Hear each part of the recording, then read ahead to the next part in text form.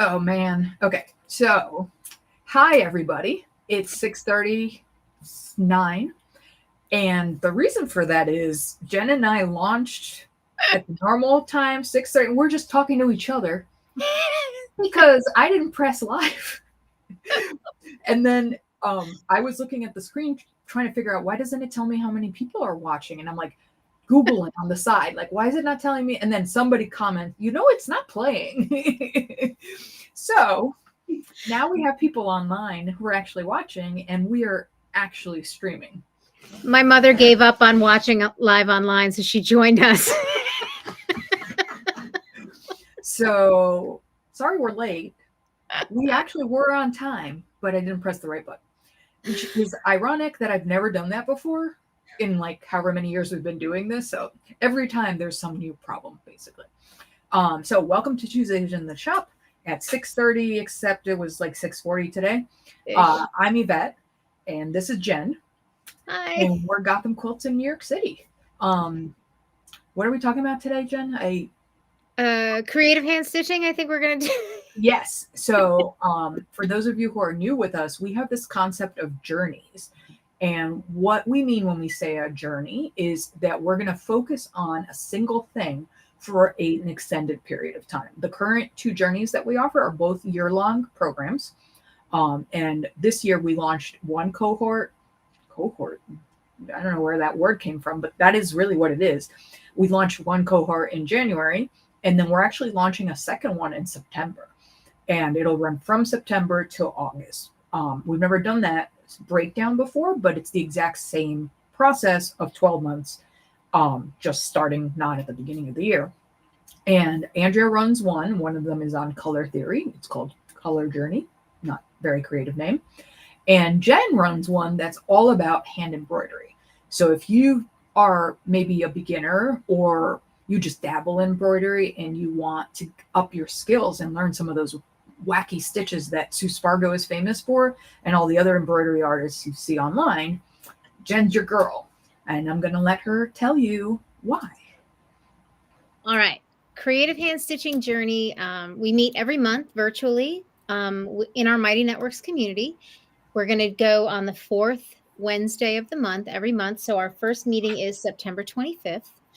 And what we do is we get together and we do some show and tell, and we chat and we talk and we do some troubleshooting, and we talk about the stitches for each month.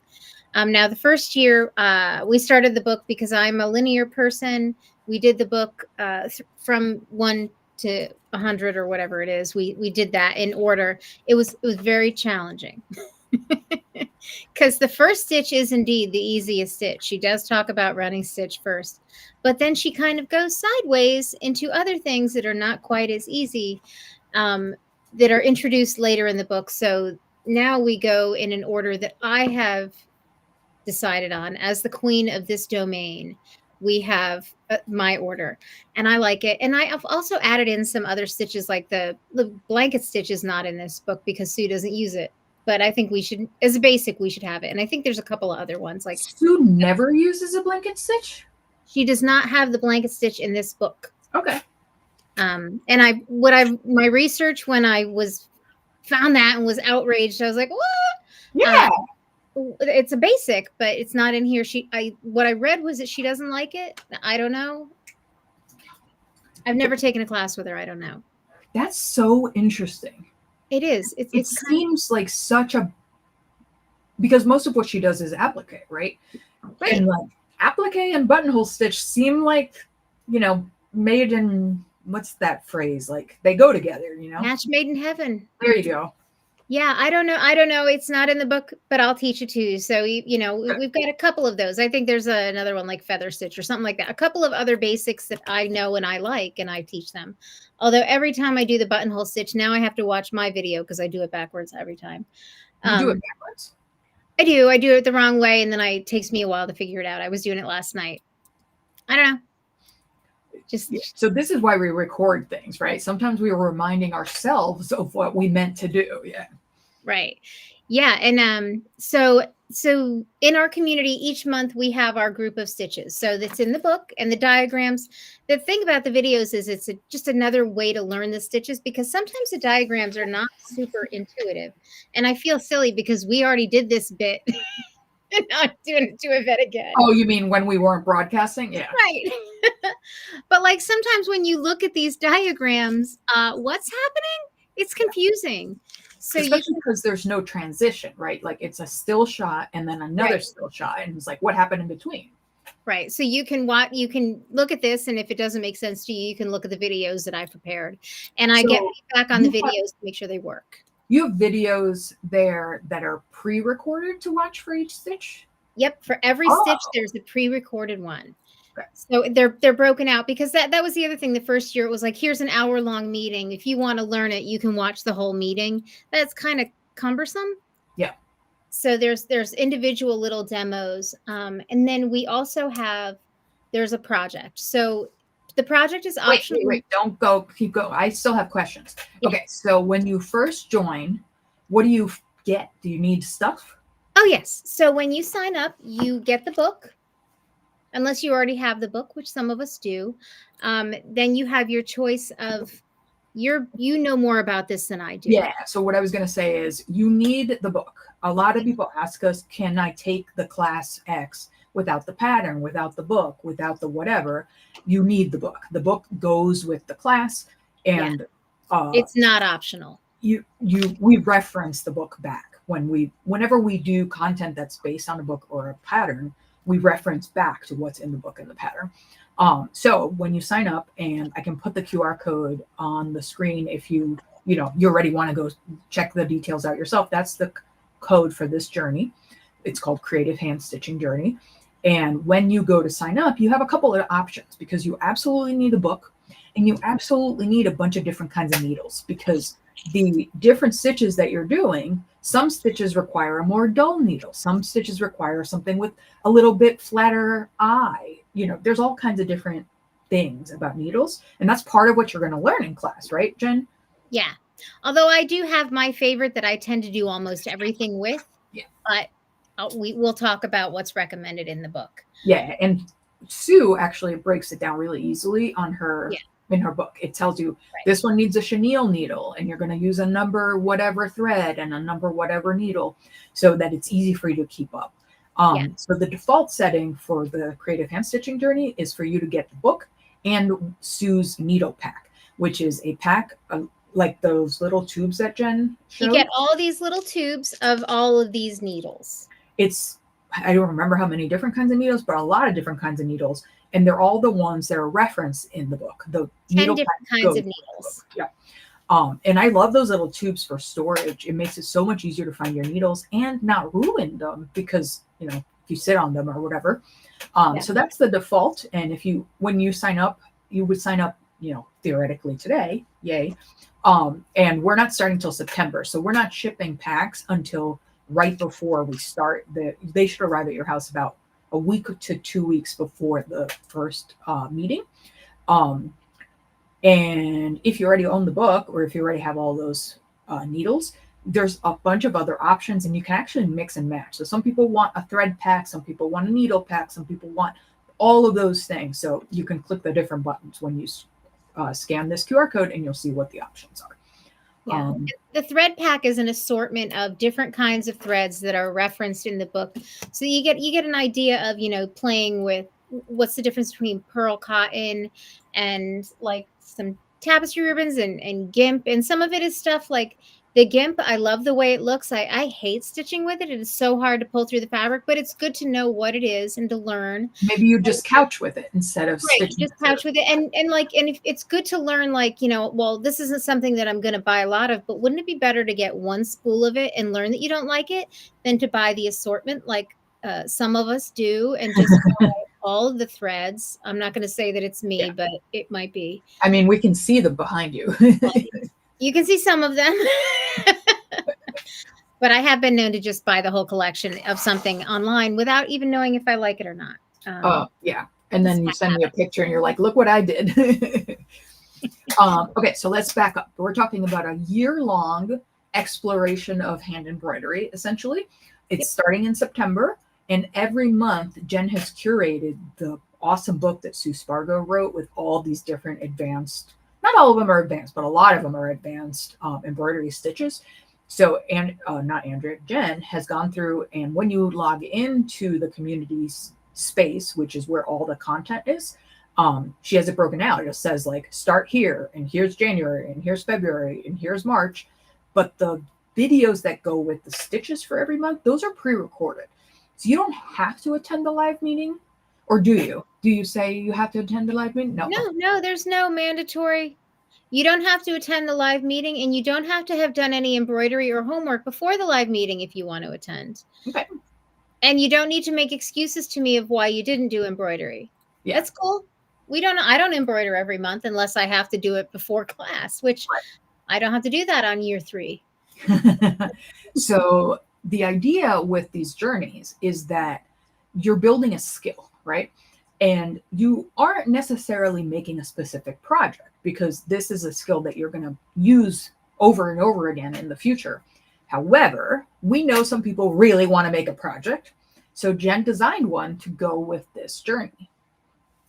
Hooray! So this is my stitch book or fabric book. We're still working on terminology. Yeah. I was testing fascination book, but the team hasn't responded positively yet. Yeah, fascination just, it sounds like some old-fashioned weird, you know what I mean? It's Fascinator. hand Like, embroidery of it. yeah, that's true. That is kind of old-fashioned, yeah. So over the course of the year, we're going to learn all of this stuff. I have it set up every month. These are the stitches that we did in the month. And then there's, because the way the book is constructed, you needed multiples of 4. So there's some extra stuff in here too. But every month you just explore and play and fool around. And I've got students who are now writing in their books, which is a good idea to tell you what the stitch is. I actually kind of like it as like a flashcard. I know this is the scroll stitch and this is the Italian knotted border stitch, I think. So I actually like learning that stuff, but it's a little bit intense on the nerd scale. I think I would call this a sampler book, right? Like, yeah, when absolutely. you can buy sampler patterns, right? That it might make a wall hanging or something that has a bunch of different stitches in it in order to learn the stitches. In this case, it's a swatch book, or I know Jen doesn't like calling them swatches, but like this is how it works. We argue over minutia. Yes, we do. And because what would you call that book? I just call it my hand stitching book. Okay. Or fabric, a stitch. I call them stitch books. That's how I refer to it. And I make them often. But it's because I can only have so many quilts, and I'm already about 4,000 quilts above the number of quilts I should have. Yeah. So this is my personal, it's almost more like a journal, like an embroidery journal. Yeah. And what's nice about it being fabric is that you could keep adding to it if you wanted to, right? Oh, yeah. The ones you have, if you want to put a little more applique, you want to put a little more embroidery, it's easy. So you could do it. You could do it as an actual journal. Like every January, you add to the January page, right? Yeah, you could continue to play with it as long as you want. I love doing them. I love having new ones all the time. And I flip through them and look at them and admire them. And it's also fun, to see the ones where my stitches aren't very good. And then later on, it's like, I'm much better at that stitch than I was when I started. I like that. I like having evidence of my growth. Yeah. I don't get rid of stuff where I do a terrible job. If I do a piece and it really sucks, I'm like, well, I'm keeping this one forever. And it's better to have that progression in the book than say if you're learning a new skill on a really big quilt and you can tell you started on this corner and finished on that corner, right? And that's never the ideal thing. Whenever I'm teaching machine quilting, I always make a point to mention that, like, if you're going to do something really new for you, like, practice a bit before you get to your real project, right? Because the beginning is always going to look less nice than the end. Yeah, absolutely. And that's why we start in January with the running stitch and the back stitch. It's not a problem. The other thing that I have that I'm really, really fond of is that I have an alphabet that's all couching. We learn couching and then we learn alphabet, so I have that as a separate lesson because I find it really hard to make letters with chain stitch or back stitch. I'm never really happy with the curves, but with the couching, I can get them pretty good. And some of them that are a little bit wonky, they just look more like my handwriting. Yeah. So this is like a bonus stitch that is included in the Yeah. class that isn't in the book. This is Jen's own idea because she was making this stitch book and she wanted to write January, February, March, April on the stitch book. Right. But she came up with this idea. Speaking of, Jen, want to explain what couching is? Because I bet you half the people watching have never heard that word before. All right, let me turn to the couching page.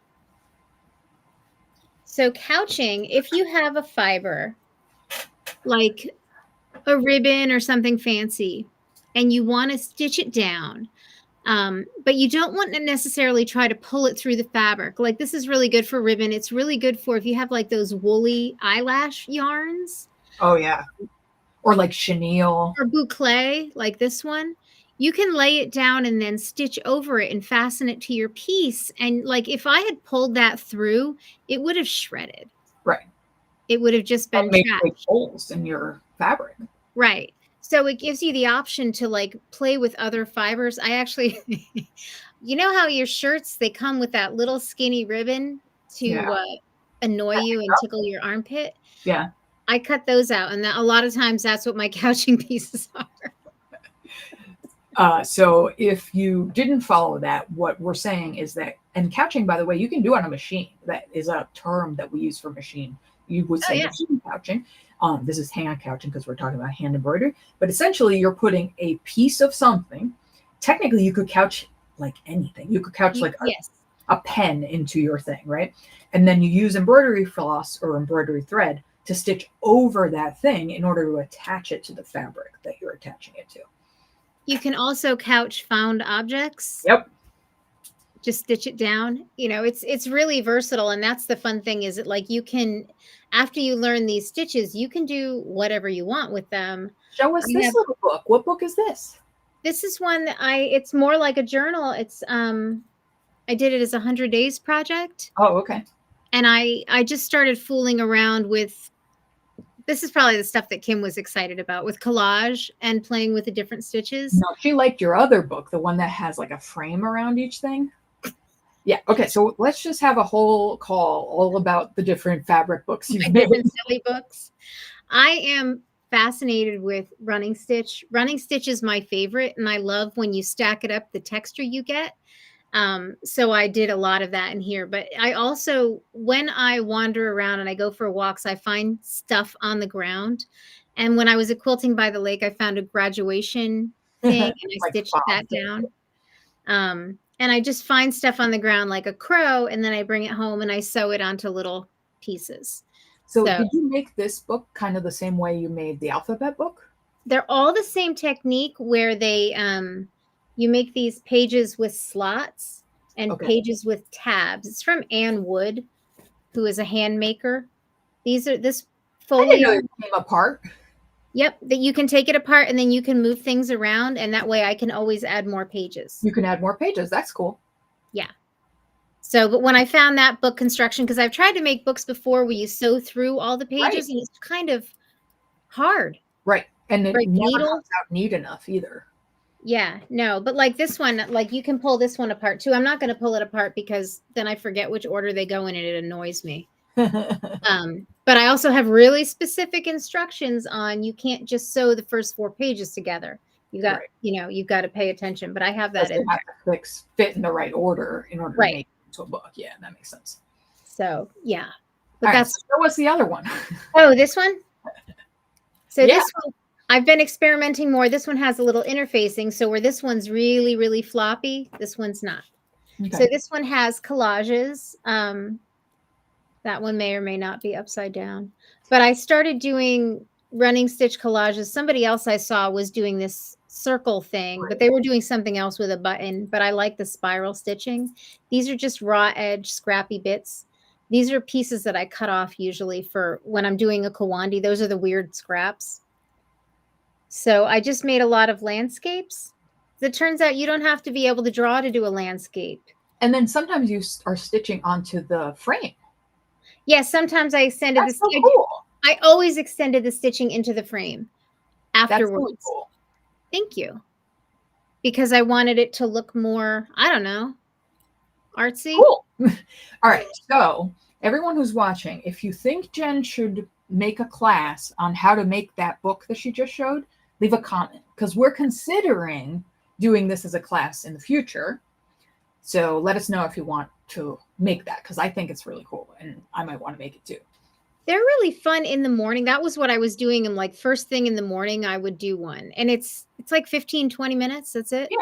So really nice. And it's a I way like to. that it's like, some people call it a study, some people call it like an improv, or like anybody who's seen those 100 Days projects, a lot of them are sort of this idea where like you have a rough theme, but every day you kind of do what moves you that day, right?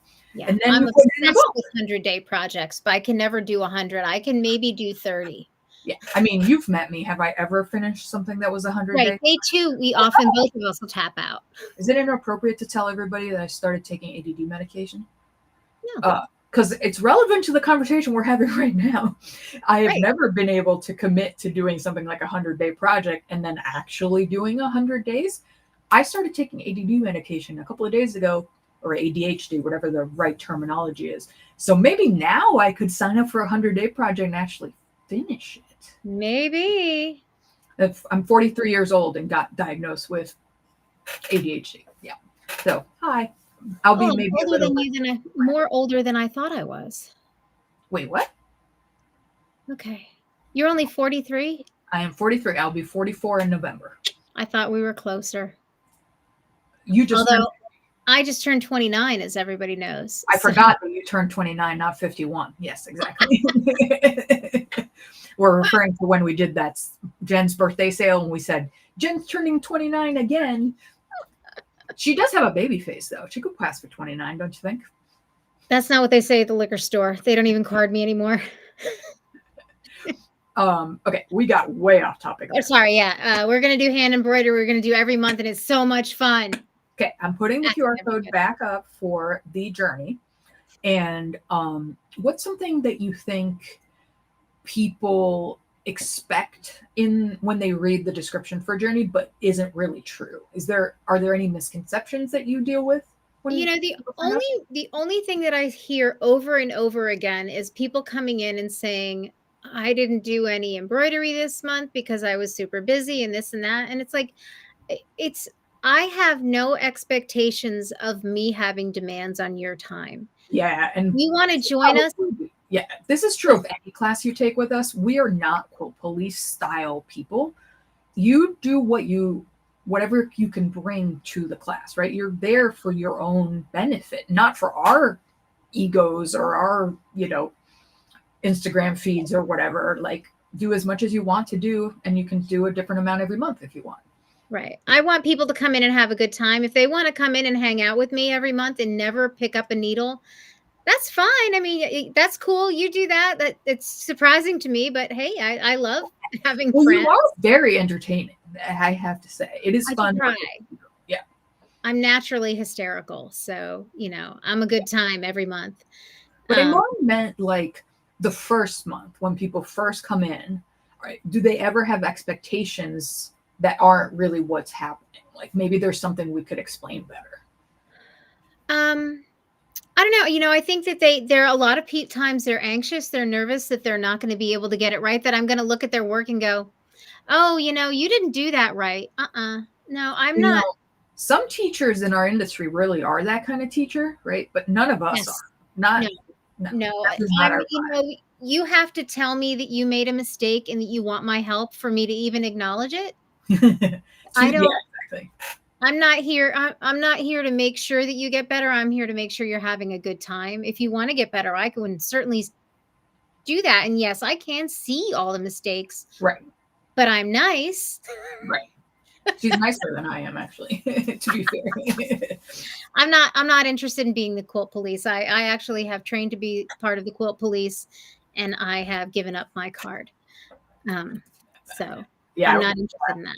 You were actually taking classes on how to be the quilt police. Yeah. Yes. She was learning to be a judge for quilts. Like a secret agent. We got a really interesting comment from Sandra related to the side conversation we just had. She said, the real problem is when you don't get carded for a senior citizen discount. uh, I get it. And my friend Nancy, who's 75, she said kind of the exact same thing to me. But the flip side of that, she has a bad knee.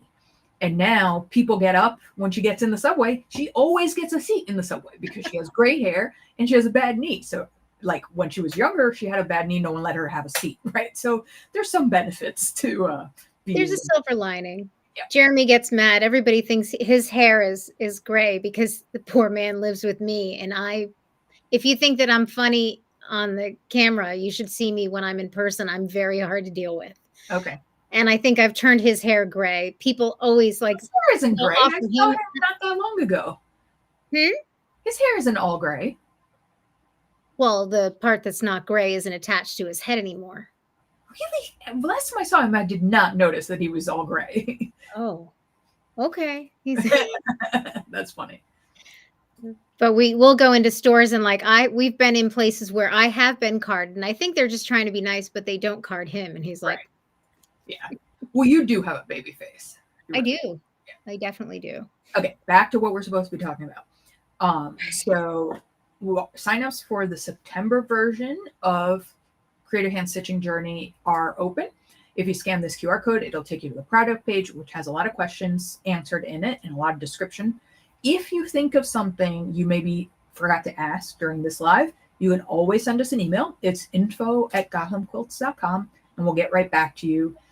These classes are a little bit more confusing to understand because it's not just, learn this one thing and there's a 2-hour block, right? This is a year-long exploration of a concept that is very organized, and you won't be on your own. But then, in understanding how it works at the beginning, if you haven't done one before, can be a little confusing for people. So that's why, if you have any questions, ask us. There's no shame in asking questions. We like questions. The best thing is at the end of the year, when you are on Instagram or Facebook or whatever, and you see one of those videos that I am fascinated by, and they're always by somebody in Korea or the Middle East or something, and they're doing embroidery, and you can't watch. I'll get you the information, Carol. I can send I'll you. Put it in the chat. Okay. I responded to you.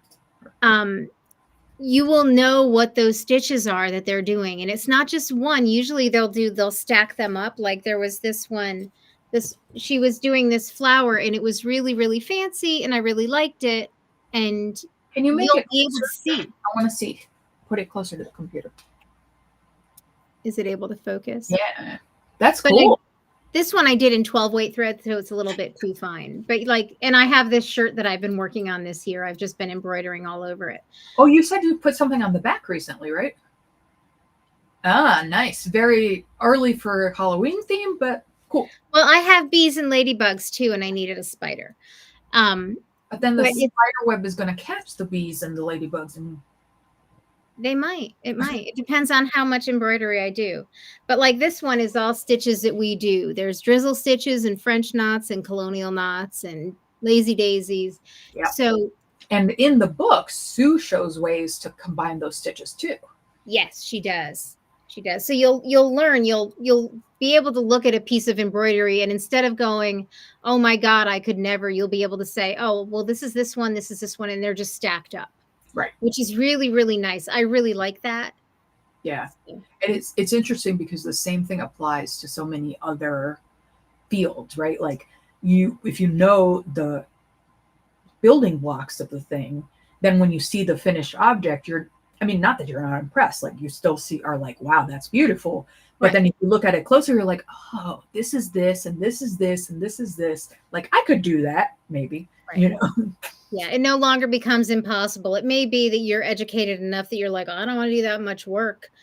But at least it's not because you can't, it's because you don't want to. Yes, exactly. And so much of what we do in life is built up of little chunks, right? For quilting, for example, right? You're making teeny pieces and then you get up to a whole, right? It's some kind of life lesson, I think, in there somewhere, Was there anything else I think that's it for Color Journey. It's going to be a ton of fun. How many people do you have this year? 15? Creative Hand Stitching Journey. And I think I have 15 or 20 this year. I'm not sure. I don't keep track. It's kind of hard because there's always 90% of everybody shows up for the first meeting, and then it kind of tapers off. And in the summer where we are now, it's kind of the doldrums. Like, yep, meetings are kind of sparsely attended, but then when it cools off, people are back in their house. Like, it I get happens. a lot of people on a rainy day. Yeah, every time we do like a long thing, like even Stitch Lab, right? Stitch Lab is our monthly club where we decide as a group what the experiment's going to be for the next month, and we meet on Zoom once a month to show each other what we did with that concept. In the winter, way more people show up to that monthly Zoom than in the summer because people are traveling, people have, they're having a barbecue or whatever it is, and most of the people in this group are Americans, so we're all on the same season, right? We did have somebody once from like the Netherlands, I think it was, and so like the season was the opposite or whatever. Or no, same season there too. It'd be if they were in Australia, it'd be the opposite. Yeah. We've had international. We had that. Yeah, we had somebody, I think, international the first year. She was Norwegian, and she did fancy. Norwegian embroidery. Yeah. We've had a couple of people from Australia, and it's cool. I had somebody from Japan in my Kawandi class. Yeah, and that was live. Yes. Yeah. All right, so that's what we want to tell you about today. Signups are open for Creative Hand Stitching Journey, and you get to hang out with Jen, who is really the way she is in this video in real life. Just so you know. Yeah. She's got a really dry sense of humor. She's always smiling and laughing. She's a joy to be around and learn from. And now she's embarrassed because I just said all of that. Did you see that on her face? She was like, "Oh no, now I'm embarrassed." Ben doesn't like compliments. Yeah, so we're very good friends in case you can't tell, right? So yeah. All right. I think housekeeping wise, those of you who ordered Tabby Road, we got a shipment notification for it. Like 2 hours ago. So it's coming ish. You'll get emails when your order ships. Oh look, Carol said agreeing that Jen is a lot of fun. Look, Jen is a lot of fun. Yay. What was I saying? Oh yeah, so Tabby Road shipping probably next week, I assume, since Tuesday. And we just opened pre-sales for Night Rainbow, which our friend Deb Fisher designed. And Jen, you made a book out of that one too, right? I made a little needle book, but it's downstairs. Oh, okay. I sprung that on you at the last minute. Sorry about that. Yeah. No, I didn't. I do have a link to it in the email that went out today, or the one that went out yesterday. Maybe in both. There's a link to the blog hop for it, so you can see that needle book if you want. And tomorrow we're launching another pre-sale because there's a lot of stuff coming soon. So stay tuned. I was playing with my string fling scraps too. Oh, nice. That's cute. Oh, you finished quilting string fling, right? I did. It's being bound right. Well, it's in binding process. The binding is being attached. Okay. Do you like the binding step or not really? I like it more now after you broke me. And you do it by machine? Yeah. I do it by machine, but remember, like when I was long arming, it was, like, yes, you have to do binding. It was like, oh, okay, I'll do binding. And then it was like, we got 3 king size quilts for you to do this week. And it was like, what? Yeah. So we're talking about if you take in quilts, right? When we had a physical store, we offered a long arm service. So that means if you finish your top, you can drop off your top and your batting and your backing, and we will put it on our long arm quilting machine and quilt it for you and then give it back to you. Lots of people who get long arming done also don't want to do the binding themselves. So that was an add-on. If you wanted us to bind it for you, we would do it, but obviously we're going to charge you more for that work. And Jen was our original long armor, and she was like, I don't want to bind. And I was like, you're going to have to bind. We kept jacking that price up too. We were like, just make the price so high that they won't want to pay it. There is no price. Yeah. And there was no upper end. Binding. And also people in general, if you drop off your quilt for long arming, you're the kind of person who just wants it done. Right. It's not so much about doing it all yourself, right? Because obviously you're paying somebody to do a part of it anyway.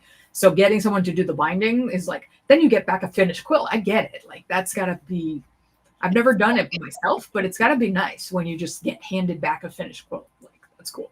I guess. Yeah. I don't know. We had a lot of people who really liked that experience. Yeah. And I would say like 50% of the work we got in wanted binding. And it was never the baby quilts. It was the inside Which makes sense because a baby quilt the customer could do without a problem, right? Like, right. know. Yep. The one that I wanted to do, they're like, oh no, I'll get that. I'm like, okay. Yeah, that makes sense. Make me one that's 120 inches square. I'll bind that for you in a day. No problem. Yeah. But yeah, like when I was doing long arm, at some point I had to take over. Actually, I think twice I had to take over in our time period of offering long armor. And like I got real good at doing bindings too, right? Because you end up doing so many in and out. It just becomes not a big deal anymore. Like, and I hear people who are like, oh, I've got piles of quilts waiting to be bound. I'm like, that would be a pile of quilts that was done this week. I love like you should offer. No. All right. Well, thank you for joining us again this week. We will be back next week at the same time, same place, except actually the correct time next week. I promise to press live.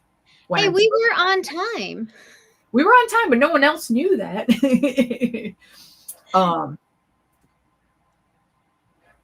Joan is asking I guess she's asking what supplies are included for the creative hand stitching journey.